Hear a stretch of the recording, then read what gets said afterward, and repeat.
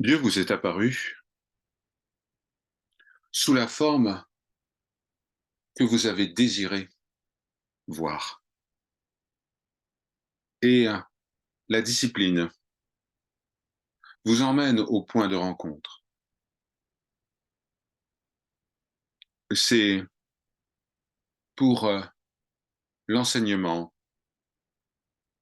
pour que vous puissiez vous souvenir du soi. En réalité, vous vous enseignez à vous-même. Les sages qui enseignent principalement à eux-mêmes. Parce que, après tout, il n'y a que le soi, un, identique.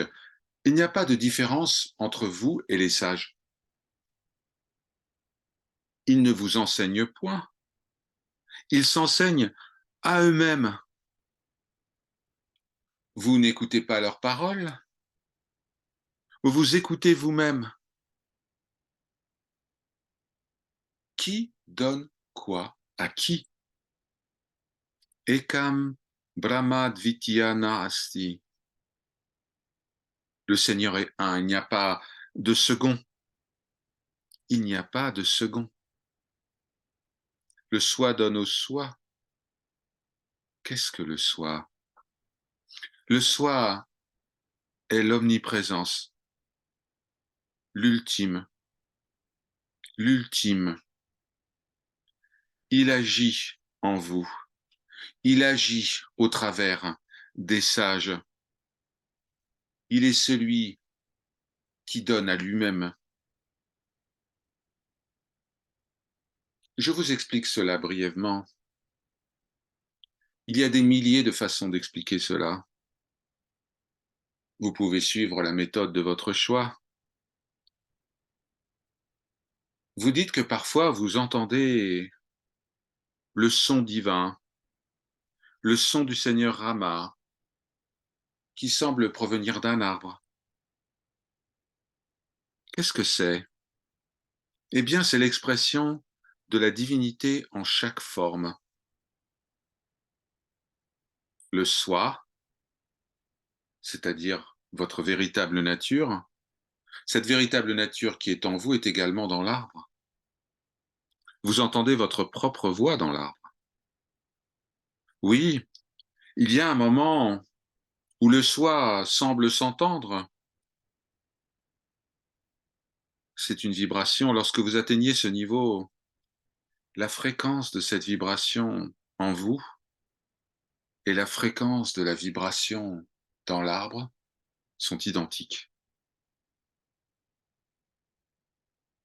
Avec cette fréquence, vous êtes capable d'entendre le soi dans l'arbre qui semble s'adresser à vous. Vous dites que vous l'avez entendu, mais que vous n'avez pas vu sa forme. Vous avez uniquement perçu le son en provenance de l'arbre. Vous n'avez pas vu, vous n'avez pas goûté, vous n'avez pas senti, vous n'avez pas touché. Si vous aviez été capable de ressentir tout cela au même moment, vous auriez eu la vision, le darshan, l'expérience directe du divin. Mais vous n'avez entendu que sa voix. Si vous aviez eu une expérience rassemblant les 5 sens, vous auriez pu recevoir ce que vous désirez. Dieu s'est manifesté à vous sous la forme d'une vibration, spandana. C'est pour cela que vous avez entendu le son de l'arbre. Lorsque nous nous parlons et lorsque nous voulons partager nos idées avec quelqu'un d'autre, nous devons prendre la parole. Pour connaître les idées de quelqu'un d'autre, nous devons écouter.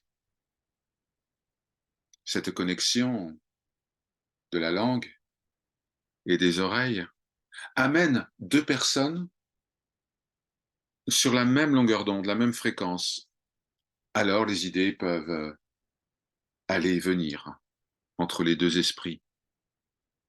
Mais si nous sommes capables de nous mettre sur la même fréquence que l'esprit directement, nous pouvons entendre cet esprit s'exprimer sans avoir à utiliser le langage ou l'audition. Alors, c'est l'esprit seul qui parle et qui entend.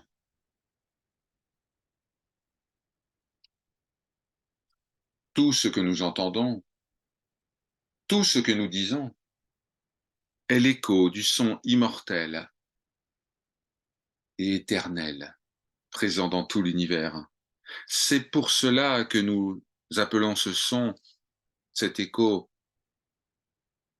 Shabda Brahman, ce qui signifie Dieu en tant que son, et Akshara Brahman, Dieu en tant que syllabe sacrée. Comme Dieu est omniprésent, le son et la syllabe sacrée sont aussi omniprésents. Ce son est incessant, éternel, permanent.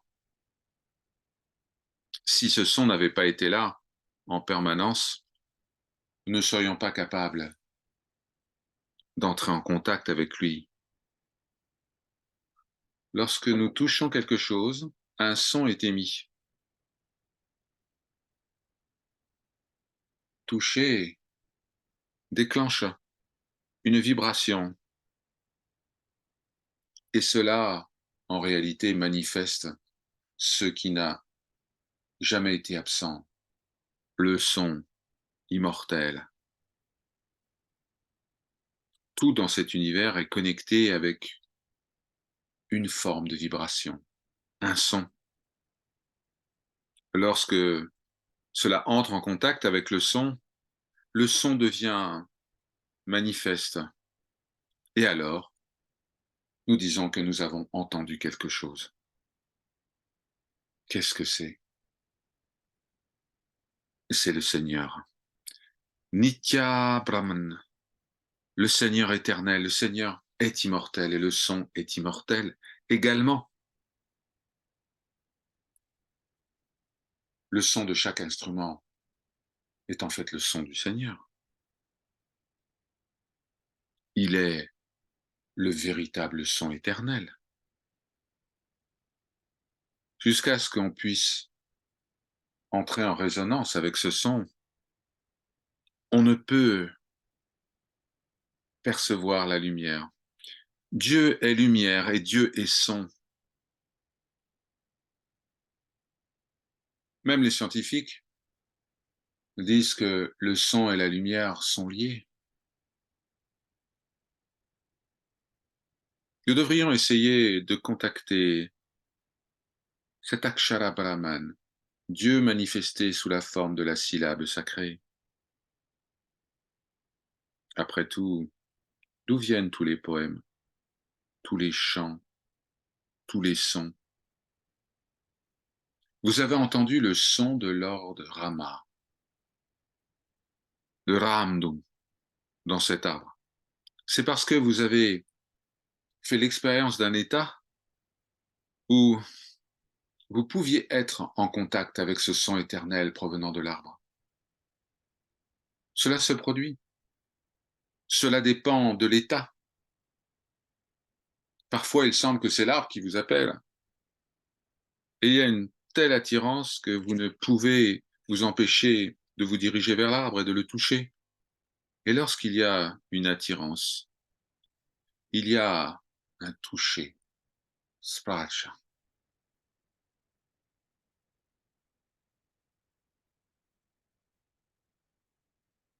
Vous ne pourriez jamais percevoir les autres s'ils n'étaient pas en vous.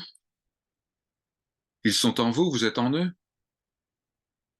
Et cette coexistence est la cause de l'attirance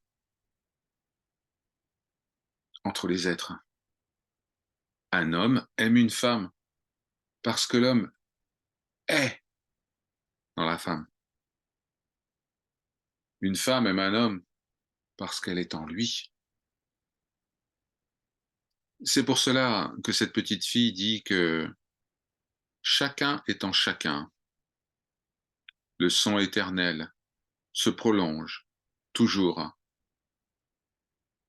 Vous parlez à tout le monde et vous vous adressez à tout dans ce monde en fonction de votre propre état, de votre propre manière de faire. Lorsque nous accomplissons des offrandes, des rituels, lorsque nous prions, nous disons parfois Svasti, ainsi soit-il. Quelle est la signification de Svasti Vachana, de la récitation des Svasti? Cela veut dire que notre œuvre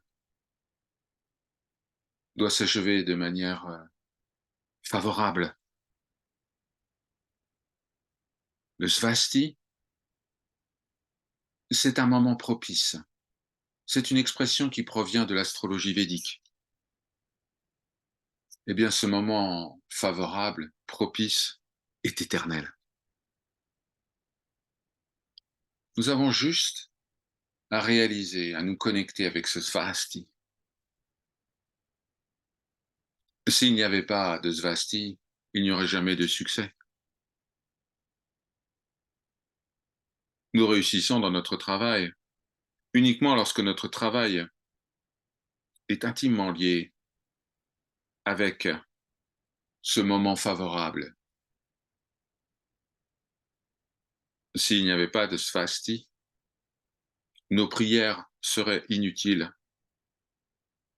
Le Seigneur a créé le monde pour y jouer. Il est là, dans le monde, il est ici. Il est le Svasti, le moment propice. Toute œuvre qui est déposée aux pieds du Seigneur sera couronnée de succès. Lorsque les gens parlent, certaines paroles sont positives, ont de bons résultats, alors que d'autres sont gâchées. Pourquoi? Quand un mot est prononcé durant le Svasti, il est fructueux. Mais lorsqu'il est prononcé en dehors du Svasti, il est inutile. Quand nous disons qu'il faut faire attention à ce qu'on appelle les muhurta, c'est-à-dire ces moments particuliers dans le temps, selon l'astrologie védique, pour réaliser une action, cela signifie que l'on doit œuvrer en ayant pleinement conscience du Svasti, afin que tout trouve une issue favorable. Lorsque vous voyez une action qui n'a pas fonctionné, comprenez qu'elle n'était pas connectée avec Svasti, c'est-à-dire avec la pleine conscience de l'éternité du Seigneur. C'est comme cela que tout fonctionne. Toutes les actions couronnées des succès et celles qui conduisent à l'échec sont connectées à cela. Om Jai Shri Ma